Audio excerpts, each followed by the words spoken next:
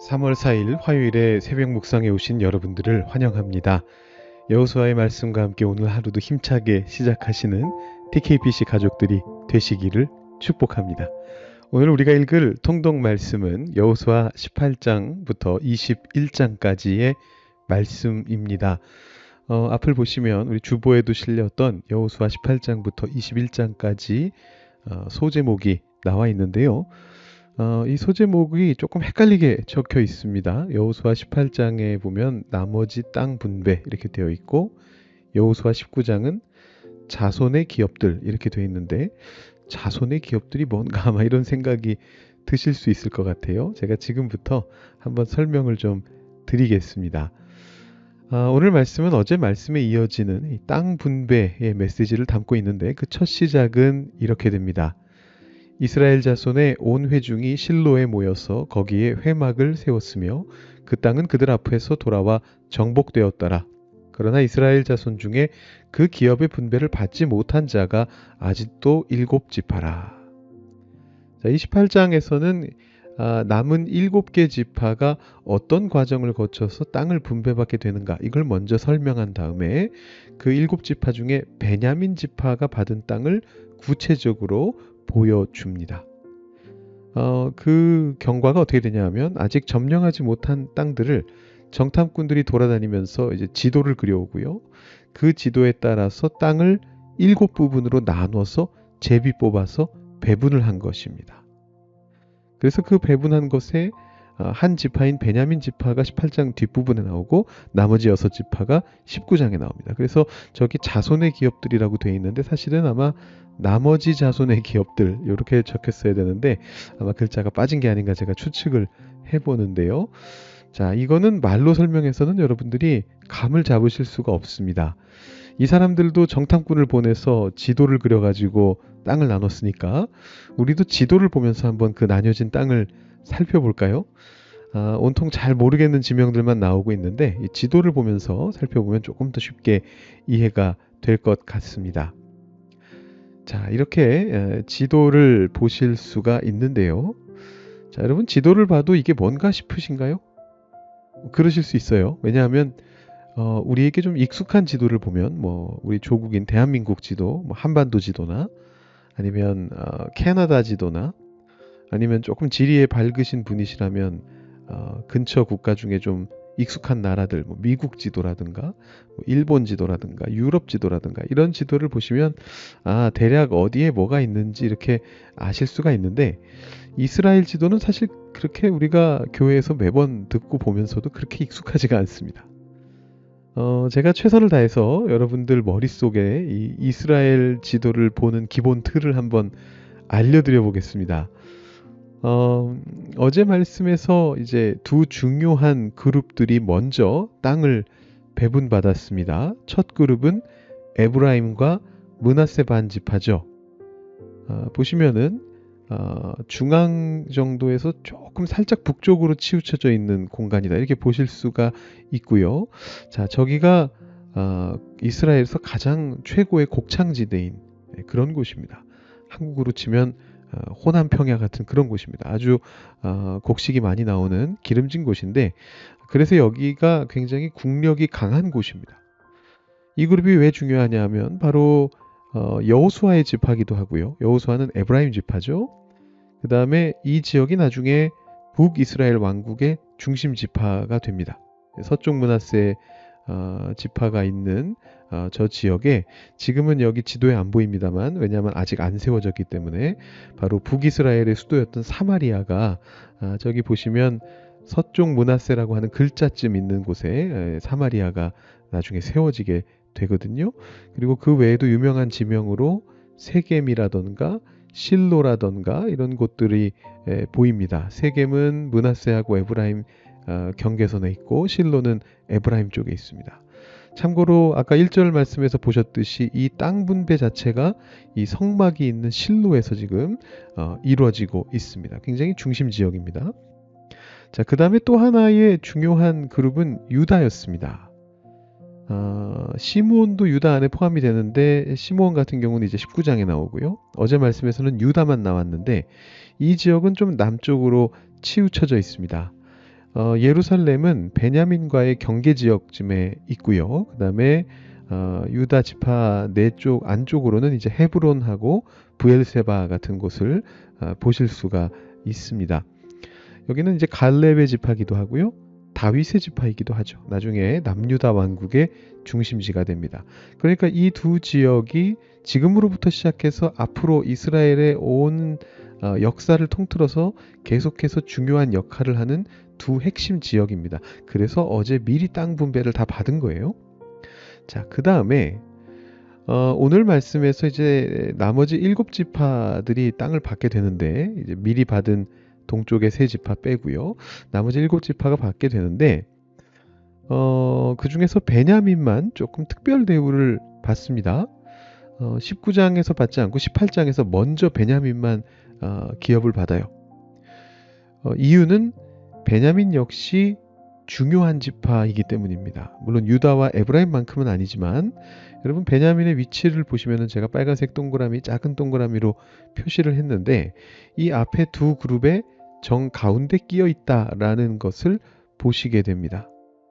향후에 이 북이스라엘 지역과 남유다 지역이 서로 부딪힐 때 베냐민이 완충지대 역할을 하기도 하고, 때로는 어느 한쪽에 붙어서 한쪽을 강화시켜 주기도 하고, 이런 역할을 이제 하게 됩니다. 그래서 아까 말씀드렸듯이 예루살렘이 바로 이 베냐민과 유다의 경계 지역에 있고요.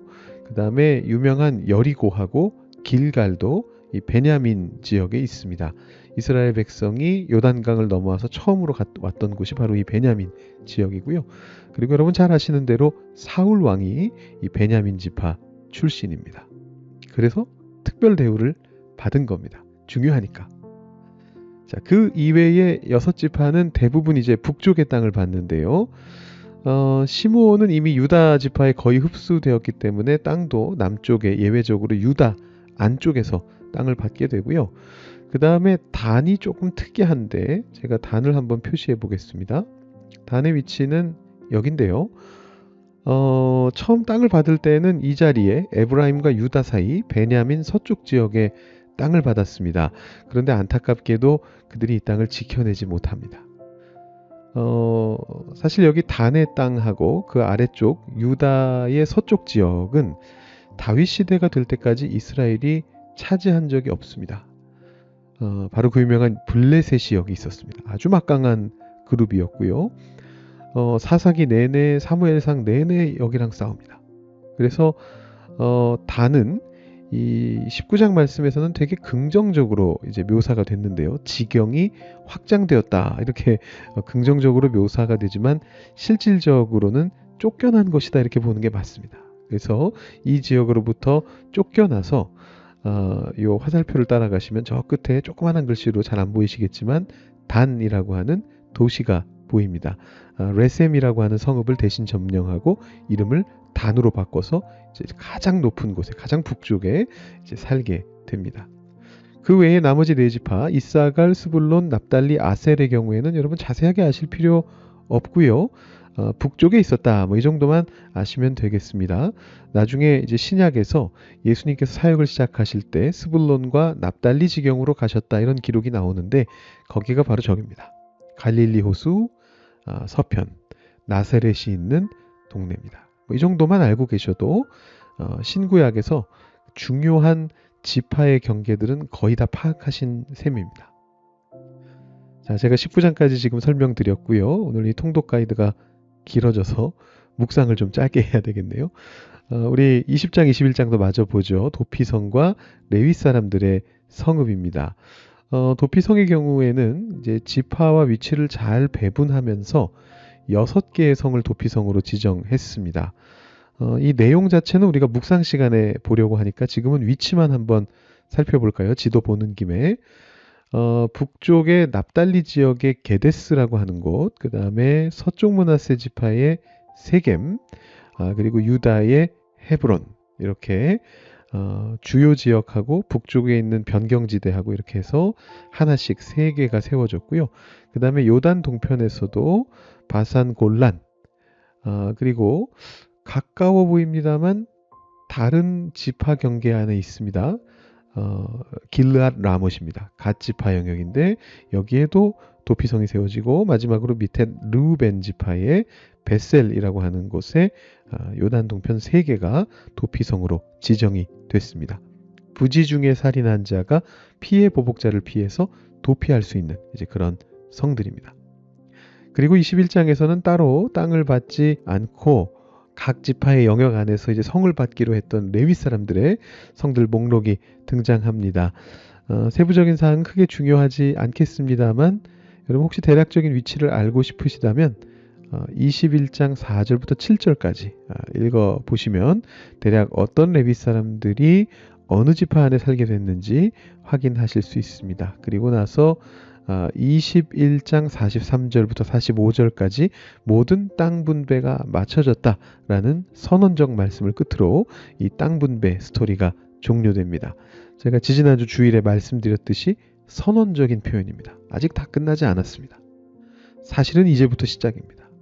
그러나 하나님께서 그들에게 약속한 땅을 주셨다라는 것이 핵심이라는 것을 여러분 기억하시면 되겠습니다. 자, 길어졌는데요. 바로 좀 평소보다는 짧겠습니다만 묵상으로 들어가도록 하죠. 20장 1절부터 6절 보도록 하겠습니다. 여호와께서 여호수아에게 말씀하여 이르시되 이스라엘 자손에게 말하여 이르기를 내가 모세를 통하여 너희에게 말한 도피성들을 너희를 위하여 정하여 부지 중에 실수로 사람을 죽인 자를 그리로 도망하게 하라. 이는 너희를 위해 피해 보복자를 피할 곳이니라. 이 성읍들 중에 하나에 도피하는 자는 그 성읍에 들어가는 문 어귀에 서서 그 성읍의 장로들의 귀에 자기의 사건을 말할 것이요 그들은 그를 성읍에 받아들여 한 곳을 주어 자기들 중에 거주하게 하고 피해 보복자가 그의 뒤를 따라온다 할지라도 그들은 그 살인자를 그의 손에 내주지 말지니 이는 본래 미워함이 없이 부지 중에 그의 이웃을 죽였습니다. 그 살인자는 회중 앞에 서서 재판을 받기까지 또는 그 당시 대제사장이 죽기까지 그 성읍에 거주하다가 그 후에 그 살인자는 그 성읍 곧 자기가 도망하여 나온 자기 성읍 자기 집으로 돌아갈지니라 하라 하시니라. 아멘. 이게 짧게 묵상해야 되는데 이게 또 생각할 게 많은 본문이네요. 제가 자주 강조하는 이 고대 근동의 문화를 좀 이해해야 이 도피성이라는 개념을 정확히 이해할 수가 있는데 그러기에 시간이 좀 부족하네요. 제가 최대한 아주 쉽게 한마디로 요약해드리자면 이 고대 사회는 특히 고대 근동 지역은 사적 제재가 합법적으로 이루어지는 공간이었다. 이렇게 이해하시면 됩니다.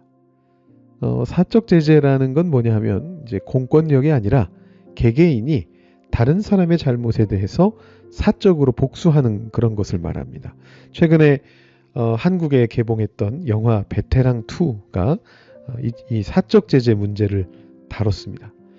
이 현대사회는 공권력이 막강하기 때문에 사적 제재를 허용하지 않습니다. 원칙적으로. 누가 내 가족을 죽였더라도 내가 직접 그 사람을 죽이면 나도 감옥에 갑니다. 그러나 고대 근동에서는 이게 합법이었습니다. 그리고 권장되는 일이기도 했습니다. 공권력이 약하기도 했고 명예를 소중히 생각하는 문화였기 때문이죠. 조금 더 설명드릴 것들이 있지만 더 깊이 들어가지 않고 여기까지만 설명드립니다. 자, 오늘 말씀에서 여러분들이 익숙하시지 않을 단어 피해 보복자라고 하는 단어가 바로 이 사적 제재를 하는 사람을 부르는 말입니다. 내 가족이 죽었으니 너도 내 손에 죽여주마. 이렇게 범인을 쫓아가는 사람입니다. 그에게는 그럴 권한이 있습니다. 문제는 이런 피해 보복은 또 다른 피해 보복을 부른다라는 것이죠. 이거는 체면의 문제이기 때문에 멈출 수가 없습니다. 개인의 체면뿐만 아니라 가문의 체면이 걸립니다. 보복을 반드시 해야 됩니다. 그리고 보복을 받고 나면 또 누군가가 죽었으니 또 다시 보복을 하러 가야 됩니다. 그래서 이 피해 보복을 완화하는 규정이 바로 도피성 규정입니다. 실수로 모르고 사람을 죽인 경우에 피해 보복을 받지 않을 수 있도록 도피하는 그런 공식적인 공간을 만들어 둔 것입니다. 혹시라도 거기까지 가는 길에 죽임을 당하게 될까봐 우리 앞에서 지도에서 보셨던 것처럼 제가 다시 한번 보여드리는데요. 아주 잘 배분해 놨습니다. 가장 가까운 도피성으로 누구라도 쉽게 찾아갈 수 있도록. 요즘식으로 하면 물론 이 실수를 저지른 사람이긴 합니다만 죄인의 인권을 고려했다. 이렇게 생각해 볼 수도 있을 것 같아요. 이 죄를 지은 사람이라 할지라도 인간으로 태어난 이상 최소한의 지켜져야 할 인권이 있잖아요. 죄 지은 사람이라고 감옥에서 막 가혹행위를 하지 않는단 말입니다. 현대에는. 굉장히 현대적 가치처럼 느껴지지만 여호수아 시대에도 이게 물론 꽤나 특수한 케이스에만 적용된다라는 한계는 있습니다만 이 인권을 지키기 위한 노력이 있었다라는 것이죠. 그것도 하나님께서 직접 명령하셔서. 이유는 억울한 죽음을 막자라는 것입니다. 이 도피성을 오늘 좀 묵상해 보시면 좋을 것 같습니다. 제가 묵상 가이드를 드리자면 이런 가이드를 드릴 수 있을 것 같습니다. 억울함을 풀어주시기 위한 하나님의 은혜를 우리는 경험하고 있습니까? 하나님께서는 한 사람의 억울한 사람도 생기지 않기를 바라시는 배려심이 넘치시는 그런 분이십니다. 그 사실을 안다면 우리는 억울함을 풀어주시기 위한 이 하나님의 은혜를 두 가지 방면에서 경험할 수 있습니다. 첫째로 내가 억울한 일을 당하고 있다면 이 하나님의 은혜가 나에게 임하도록 기도하면서 묵상할 수 있고요. 아니면 반대로 혹시라도 누군가가 나 때문에 억울한 일을 당하고 있는 게 아닐까 고민해 보면서 반성해 볼 수도 있습니다. 또는 이 둘 다가 아니고 세상 때문에, 사회 구조 때문에, 주변의 다른 사람들 때문에 억울함을 경험하고 있는 사람들을 향해서 영의 눈을 뜨고 마음을 열어서 그들을 돌보는 방향으로 묵상해 볼 수도 있습니다. 억울함이라고 하는 하나의 주제만으로도 참 많은 방향의 묵상이 가능하죠. 여러분들께서 직접 묵상해 보시면서 억울함을 풀어주시는 그 하나님을 오늘 하루 동안 경험하실 수 있기를 바랍니다. 여러분 계속해서 기도하시면서 묵상하시기 바라고요. 내일부터 사순절 시작된다는 것 기억하시면서 영성을 갈고 닦는 그런 훈련을 계획해 보시는 것도 좋을 것 같습니다. 내일 다시 뵙도록 하겠습니다.